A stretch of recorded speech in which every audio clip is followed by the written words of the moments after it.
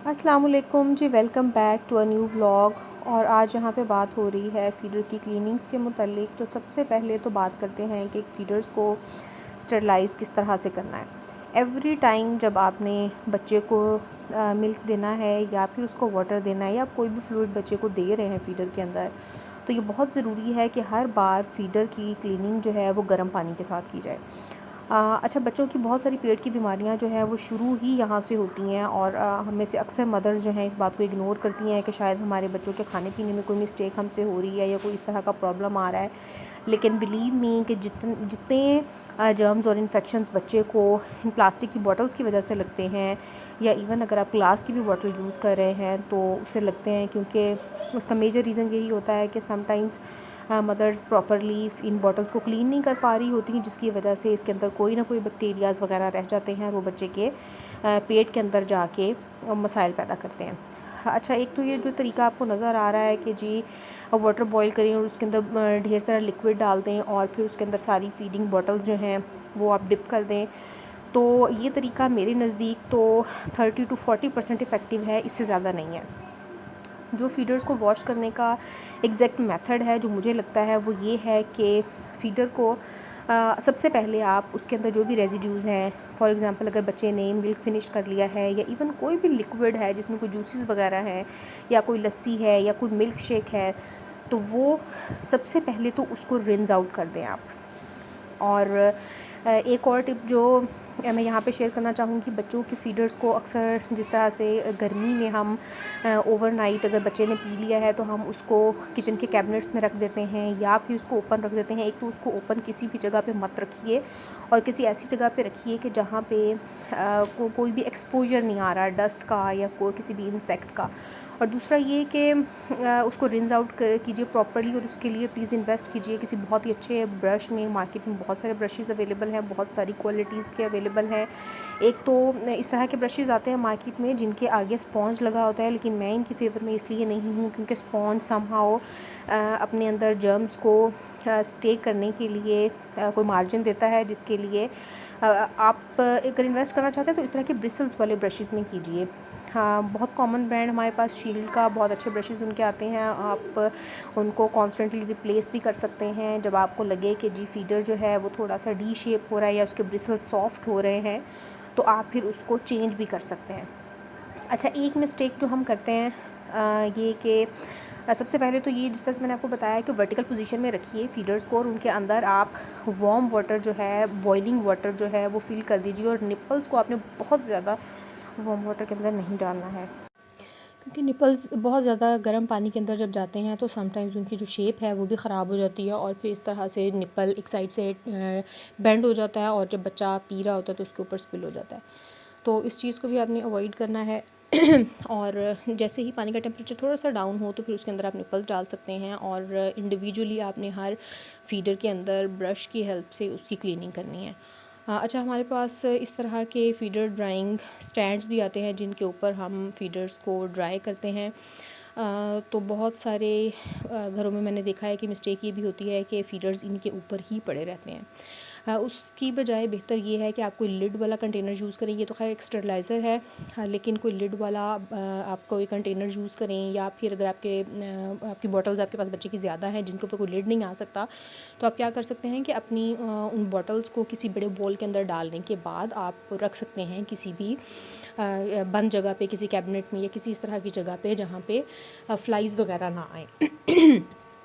और जी बहुत सारे ब्रांड्स पाकिस्तान में अवेलेबल हैं फ़ीडर्स की। अब बात कर लेते हैं थोड़ी सी उनकी इन्वेस्टमेंट पे। तो इवेंट जो है वो बहुत अच्छा एक ब्रांड है और थोड़ा सा एक्सपेंसिव है क्योंकि ये फ़िलिप्स का ब्रांड है और इसकी बीपीए क्वालिटी जो है वो बहुत बेस्ट होती है बच्चों के लिए। और इनके अंदर जो जर्म्स हैं वो भी थोड़ा कम स्टे करते हैं क्योंकि बहुत ही अच्छी टेक्नोलॉजी यूज़ करते हुए और बहुत अच्छा प्लास्टिक यूज़ करते हुए इस मटेरियल के साथ फ़ीडर्स को प्रिपेयर किया जाता है।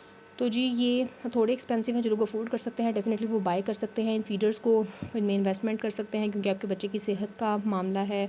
लेकिन जहाँ तक मेरा ख़्याल है ये कि अगर आप फीडर्स लेते हैं, बाय करते हैं किसी भी अच्छे ब्रांड का, पाकिस्तान में क्योंकि बहुत सारे अच्छे और भी ब्रांड्स अवेलेबल हैं जिनमें टॉमी टिपी भी है, ये भी खैर एक्सपेंसिव ब्रांड है। जो अफोर्डेबल ब्रांड्स हैं वो उनके बारे में हम आगे चल के बात करते हैं। और सबसे मेन चीज़ होती है कि आप उनकी सफाई कितनी ज़्यादा रखते हैं, ठीक है। तो सफाई पे ध्यान दीजिए। और बच्चे के जो निपल्स हैं वो डिफरेंट वर्टिकल उसमें भी आते हैं, शेप में भी आते हैं, वाइड नेक शेप में भी आते हैं। तो वाइड नेक शेप में बहुत सारे बच्चे जो हैं वो पसंद नहीं करते हैं क्योंकि इसका निपल थोड़ा सा ब्रॉड होता है।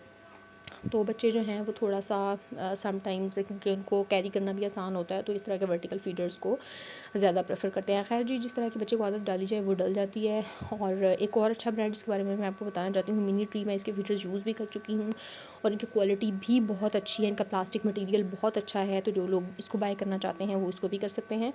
इसमें आपके पास ट्रांसपेरेंट फीडर्स भी आते हैं और ये जो आप देख रहे हैं जो ट्रांसपेरेंट नहीं होते ये भी आते हैं। तो बाहर कैरी करने के लिए तो मेरी एडवाइस है कि बच्चों को इस तरह के फीडर्स ही दिलवाने चाहिए। इनकी सफाई पे थोड़ा सा ज़्यादा ध्यान देने की ज़रूरत होती है, लेकिन बहुत अच्छी चीज़ है कि आपका बच्चा जो है अगर कोई लिक्विड पी रहा है तो क्योंकि नज़र बरहक है जी, और इस चीज़ से बच्चों को बचाना चाहिए। तो आप अगर इस तरह के फीडर्स लें तो ज़्यादा बेहतर है। और मेरा एक्सपीरियंस तो मिनी ट्री के साथ बहुत ही अच्छा है। प्राइसेस भी इनकी इकोनॉमिकल हैं, कोई बहुत हाई प्राइसेस नहीं हैं। और इसमें भी विद हैंडल्स भी और विदाउट हैंडल्स भी फीडर्स आते हैं। तो आपका बच्चा जिस तरह का फीडर पसंद करता है, जिस तरह की क्वालिटी पसंद करता है, आप उसको बाय कर सकते हैं और बच्चे को दे सकते हैं। इसके अलावा जो बहुत ही एक अफोर्डेबल, जो हाईली अफोर्डेबल ब्रांड मैं जिसको कहना चाहूँगी वो मिशिको या मिचिको, इसकी जो भी प्रोनाउंसिएशन है वो है। और इसमें भी ट्रांसपेरेंट भी और विदाउट ट्रांसपेरेंसी भी फीडर्स आते हैं।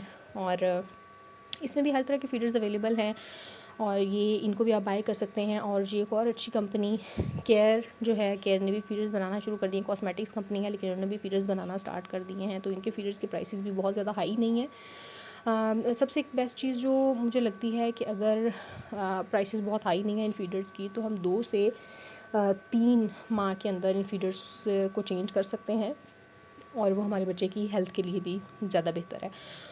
तो जी शील्ड के बारे में कौन नहीं जानता, पाकिस्तान में शील्ड एक बहुत ही पुरानी और रिलायबल कंपनी है।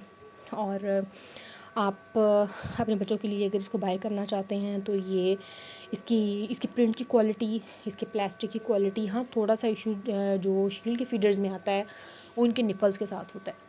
लेकिन ओवर द टाइम इनको यूज़ करने के बाद मैंने ये एक्सपीरियंस गेन किया है कि अगर आप इन फीडर्स के निपल्स को यानी शील्ड के निपल्स को अगर आप बहुत ज़्यादा बॉइलिंग वाटर के अंदर नहीं डालते हैं तो इनकी जो लाइफ है वो आप बढ़ा सकते हैं।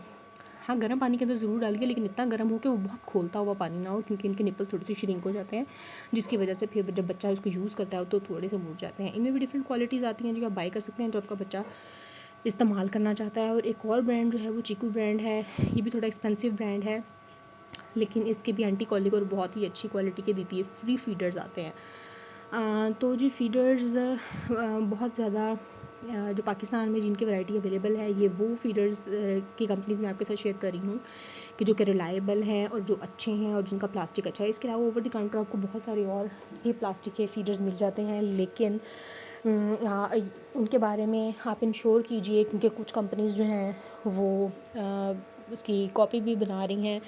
तो आप इंश्योर कीजिए कि आप जिस जगह से ले रहे हैं वहाँ पे आपको ओरिजिनल प्रोडक्ट ही मुयस्सर हो, क्योंकि समटाइम्स आप वैल्यू भी पे करते हैं, आप पैसे भी खर्चते हैं, लेकिन उसके बाद फिर आपको जब ओरिजिनल चीज़ नहीं मिलती और आप उसको यूज़ करते हैं तो ज़ाहिर है कि दुख भी होता है उस चीज़ का।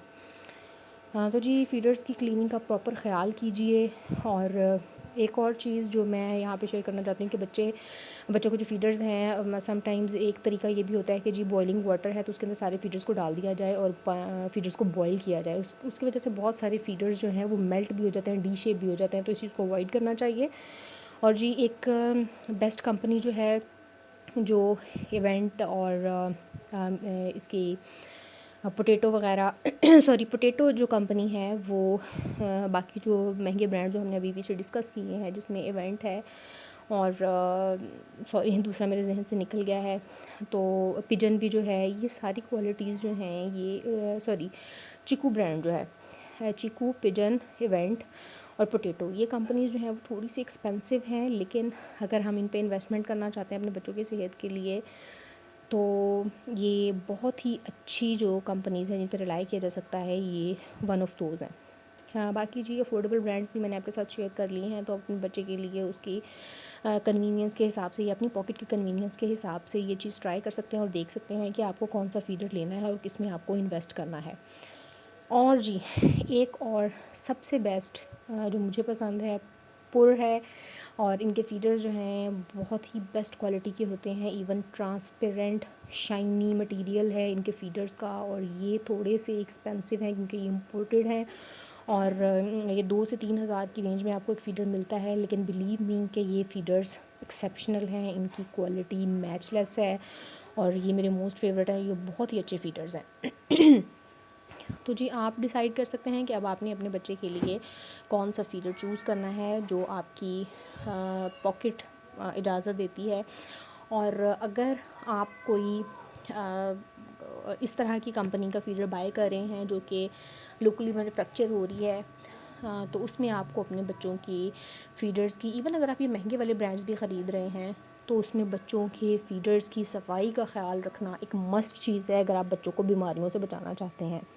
क्योंकि हर बच्चा शुरू से ही इतना ट्रेन नहीं होता कि वो ग्लास के साथ या कप के साथ पानी पी सकता है या फ्लूइड ले सकता है, ठीक है, तो उसमें हमें ख़ास ज़रूरत है। बाकी जी ये इम्पोर्टेड फ़ीडर्स भी आते हैं इस तरह के ग्लास में, और वो भी अच्छे होते हैं, लेकिन जो इनके ऊपर सिलिकॉन का ये कवर चढ़ा हुआ होता है, इसकी सफाई का ख़ास ख्याल रखना is the most important thing, ठीक है। और ये भी डिफरेंट साइज़ में अवेलेबल होते हैं बड़े और छोटे बच्चों के लिए। बड़े बच्चों में थोड़ा सा डर रहता है कि बच्चे इसको गुस्से में अगर थ्रो करते हैं तो ये ग्लास टूट भी सकता है, बेशक इसके ऊपर एक प्रोटेक्टिव लेयर सिलिकॉन की होती है। जी तो उम्मीद करती हूँ कि जो भी इन्फॉर्मेशन मैंने आज फ़ीडर्स के बारे में आप लोगों के साथ शेयर की है वो आपको पसंद आई होगी। अगर पसंद आई है तो व्लॉग को लाइक और शेयर कीजिए। मिलते हैं किसी अगले व्लॉग में, तब तक के लिए अपना बहुत ज़्यादा ख्याल रखिएगा, अपने बच्चों का ख्याल रखिएगा, उनकी सेहत का ख्याल रखिएगा। जी तो बहुत शुक्रिया व्लॉग को आखिर तक देखने का। अल्लाह हाफ़िज़।